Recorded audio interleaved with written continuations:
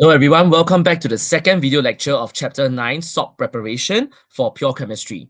Now, in our first video, we went through the solubility rules of salts in great detail. We also went through precipitation, which is method number 1 of the salt preparation. Precipitation was used to make insoluble salts. So if you have not watched that video, or if you are still unsure about solubility rules and how precipitation works, I would advise that you go back to video number 1 to revise before we move on to video number 2, which is this video. Now, in this video, which is the second and last video of this chapter, we will be looking at how to make soluble salts. So these salts we want to make are actually dissolved in water. They can dissolve in water. They are soluble. All right. Now, method number 2, which is stated over here, is the reaction of acid with excess insoluble solid. Now, the solid can be metal, base, or carbonate. So you actually have a choice, a variety of things that you could choose to start with. All right. Now, this method uses the 3 reactions of acids that we have spoken about in chapter 8, acids and bases. If you recall, acid can react with metal, acid can react with base, and acid can react with carbonate. Okay, so these are the 3 acid reactions which you have learned before. Now, this method is extremely useful because it's for making soluble, non-spar salts. So these salts are not sodium, potassium, or ammonium salts. Okay. In fact, whenever you are preparing soluble salts that are not group 1, not ammonium, we will use this method.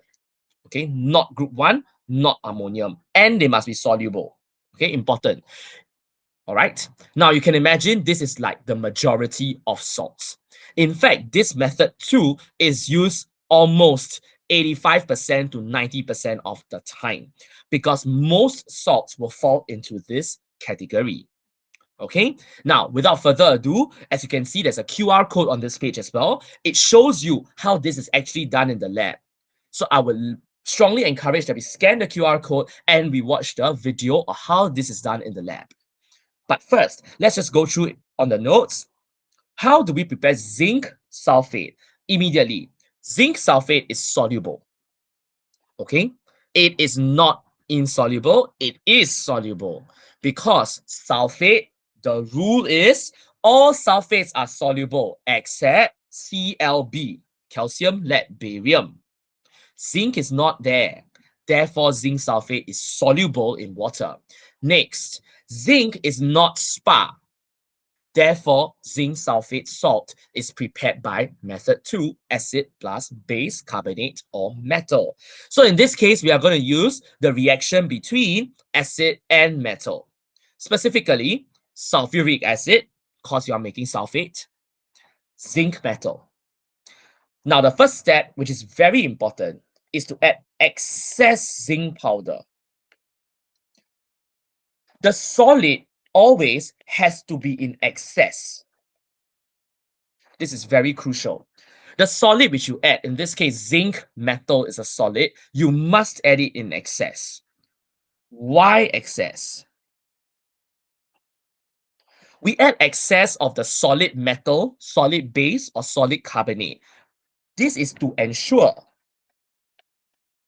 that all the acid is completely reacted away. We have added sulfuric acid in. Imagine if the sulfuric acid was in excess.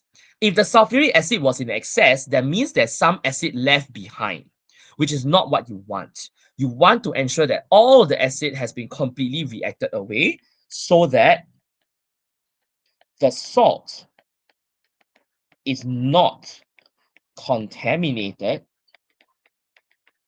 with acid. If there is acid left behind, then the salt crystals that you make later on in the last step will have some traces of acid left. That's not what you want. You want a pure sample of the salt. Therefore, you need to ensure that all the acid is completely reacted away to prevent the contamination. Hence, we add excess solid. This is particularly important. It's a very commonly tested point under this chapter, this method. Okay, now we add excess zinc powder to the dilute sulfuric acid and you stir until effervescence stops. Now there is effervescence here. Because there is a gas formed. This is acid plus metal. There is hydrogen gas formed. Hence, there is effervescence observed. Now, because we added excess solid zinc, therefore, the next step is you will need to remove the excess zinc powder by filtration. So we filter to remove excess zinc powder and we collect the filtrate. The filtrate is where the salt solution is. Remember, your salt is soluble in water, therefore, it's dissolved into the filtrate solution. So, what do we do to get crystals back? You have learned this in chapter 1. To get crystals back from a solution, we basically do crystallization. So you can see steps 3, 4, 5, and 6. These are the steps for crystallization. So step 2 is filtration, but step 3 to 6, they are crystallization, which you have learned before. So how do we do crystallization? We will heat the filtrate solution until it is saturated. And after it's saturated, we must leave it to cool and crystallize. Okay, now this may take a matter of minutes, hours, even days.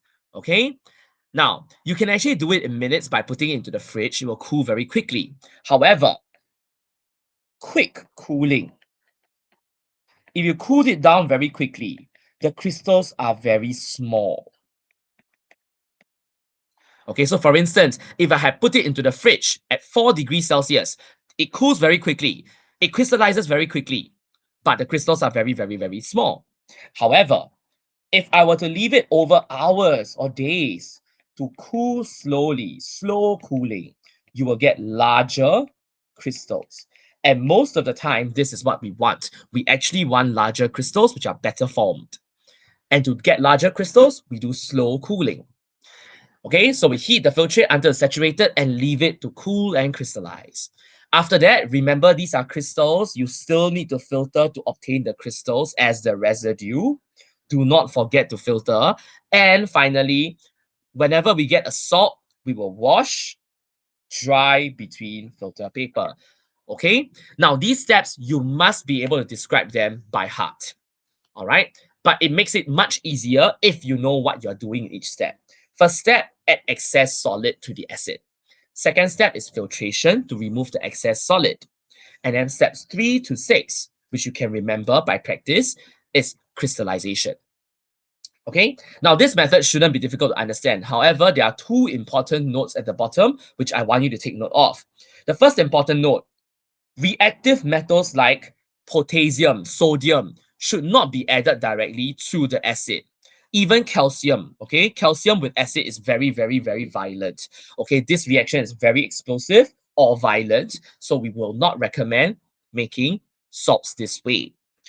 And that's why sodium and potassium, the spa salts, are not made using this method, because if you added sodium metal to an acid, it will explode. Okay, now the second note, there are some metals which do not react, in particular copper, silver, gold. So if you recall, we went through the reactivity series of metals. Copper, silver, and gold. These 3 metals, they are unique because these 3 metals, they are actually below hydrogen in the reactivity series.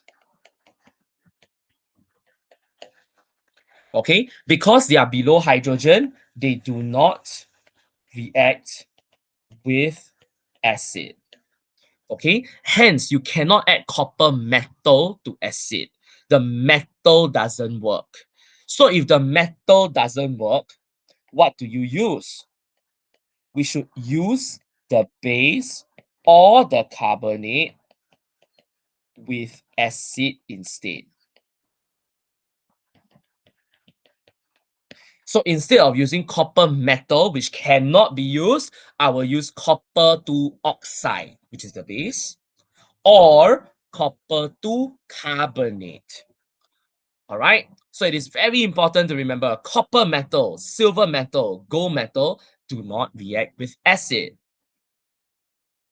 All right. So these 2 important notes you must take note of. Okay. Now let's look at one more example of method 2 which is about copper. As you can see, if you wanted to make copper 2 sulfate, the moment you read copper 2, alarm bells should ring in your head because copper metal, no reaction, cannot copper metal. So what do you add instead of copper metal? You would add a base like copper 2 oxide, or you could use copper 2 carbonate as well. So you either use copper 2 oxide or copper 2 carbonate with sulfuric acid and you follow the same steps. Okay, and that really concludes method number 2, which is acid plus insoluble metal, base, or carbonate. Now, let's move on to the last method, which is a method you should be familiar with because you have done this in the lab twice already. And the last method is called titration. So titrations are useful for determining concentrations of unknown solutions, which you have seen in the lab. But titrations are also very, very useful for making spar salts. Remember what spar? Spar is sodium, potassium, ammonium. But actually, we can branch out more. It's not just sodium and potassium, actually all group 1. All group 1 salts are made using titration method. Now, you have done titration yourself in the lab. So I believe all these steps should not be unfamiliar to you, right? You pipette a solution into a conical flask, you add the metal orange indicator, then you titrate with another chemical in the burette. You add it slowly, dropwise, until the indicator turns orange at the end point. At the end point is where you stop adding. So if you recall, you cannot exceed the end point. You must get exactly orange. All right. Why must you get exactly orange color? You are not allowed to exceed it. It's because you want to find a point at which complete neutralization between the acid and the base has occurred. Now, the purpose of doing a titration is to record the exact volume of the chemical required for neutralization. Titrations are very, very exact and accurate and reproducible if your skills are good. And that's why in the lab, I had reinforced the fact that you need to practice and practice and practice, adding slowly, drop-wise, have patience, swirl continuously until you get that perfect endpoint of orange. Okay, it takes practice, but this shows you that titrations are really, really accurate. So whatever volume you get from the titration is extremely accurate and exact. And that's the purpose. You are wanting to use a titration to get exact volumes. Now, however, you cannot just do a titration once to make the salt. You cannot just do a titration once because you have added the indicator. Imagine if you just crystallized it as it is with the indicator. Your salt will not be pure because it has indicator on it, right? You can see the conical flask. The solution is orange right now. It's the end point. If you just crystallized it as it is, your salt will have the orange indicator on it. That's not what you want. You wanted pure and dry salt. Therefore, before you do anything else, you will need now to repeat the titration without indicator. So steps 5 and 6 over here, you are basically repeating the whole titration once more without adding the indicator. But you don't have to do it slowly anymore when you repeat it. As you have seen in the lab, once you have actually done a titration once, you roughly know what's the value you need. You can actually add the volume that you had recorded, measured earlier quickly. Okay? Now, once you have repeated the titration without indicator, you will now crystallize the solution to obtain the salt. So steps 7, 8, 9 should look familiar because these are just the crystallization steps, which again, you can learn very well by heart. Okay? Now, the titration method should not be difficult to understand given that you have done it in the lab. I think what's difficult is if we look back, why use a titration specifically for SPA? Why not just react sodium carbonate with, say, an acid? Sodium carbonate does react with acid. So why not just add sodium carbonate? Why titration? We need a titration because spar compounds, including the carbonates and the bases, are all soluble. So if you recall, spar compounds are always soluble. So sodium carbonate is also soluble. Sodium oxide, soluble. Okay? Now this is a problem. If they are all soluble, you cannot add excess and then remove by filtration. If you recall in method 2, we added excess zinc, excess copper 2 oxide, and then we removed it by filtration. That's possible because copper 2 oxide is a solid. It doesn't dissolve. However, spar compounds are different. If you added excess sodium carbonate, it will just dissolve into the water. You cannot remove it. If you cannot remove it, that means you are adding impurities into your salt that you are making. So spar compounds cannot be made by adding excess solid to acid. Spar compounds must be made by a very precise, accurate, exact method. So what is this accurate and exact method? Titration. Because in a titration, you will have to add the liquid drop-wise, slowly, until you get that perfect orange-colored endpoint with methyl orange as the indicator. Depending on the indicator, the endpoint could have different colors. So methyl orange indicator gives you an orange color at the endpoint. As we go on in pure chemistry, we will actually do titrations with different indicators. And that's when you also practice your skill with different indicators.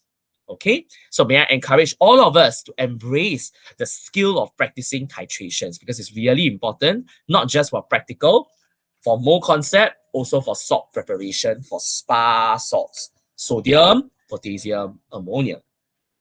Now, the final note about spar salts, if I wanted to make sodium nitrate, I will need nitric acid and sodium hydroxide. I titrate nitric acid with sodium hydroxide. Okay, hence, for titration, typically we use an acid with an alkali like sodium hydroxide. Okay, now, so what is the ionic equation for this? Shown here is the chemical equation. The ionic equation is just H plus aqueous. Remember, state symbols are important. OH minus aqueous forms H2O liquid. How do I know the ionic equation is just this? The ionic equation is always just this because this is neutralization between an aqueous acid and an aqueous alkali. Okay, so titration to make spar salts, we will use an acid with an alkali. Finally, most students don't have problems making sodium potassium salts. They know sodium means I use sodium hydroxide. Potassium means I use potassium hydroxide. But how about ammonium? If I wanted to make ammonium salt, what do I start with? It's not ammonium hydroxide. We have said this before. Ammonium hydroxide is a misnomer. It's not a good word. We start from aqueous ammonia. So if you recall, aqueous ammonia is a weak base. Okay, so it's not correct to call it ammonium hydroxide. You start from aqueous ammonia. So if I wanted to make ammonium nitrate, I will titrate aqueous ammonia with nitric acid. If I wanted to make ammonium sulfate, I will titrate aqueous ammonia with sulfuric acid. Okay, now we have concluded this entire chapter on salt preparation. The three methods of salt preparation, namely precipitation for insoluble salts. Method 2, add excess acid to an add excess solid to an acid. Add excess solid to an acid. That's for making soluble non-spar salts. And finally, method number 3, which is titration for making spar salts. All right. So please revise all 3 methods in great detail. As mentioned, method number 2 is add excess solid to acid. Why excess solid? The reasons are shown here. Please revise through these videos thoroughly to ensure that you've gotten all the material down to the T by memory. All right, you will need to memorize and then also understand why are you doing these steps. You will also need to be able to apply and suggest how to make different salts, which is then your HBL homework. So your HBL homework will be to actually plan how you would make 3 different salts. We will actually do them in the lab, some of them together. Hence, before coming back from your HBL, you should have finished planning how to make 3 different salts using these 3 different methods. Okay, so that concludes our video lecture. Thank you very much. Please do revise if you're unsure and ask me if you're unsure. Thank you.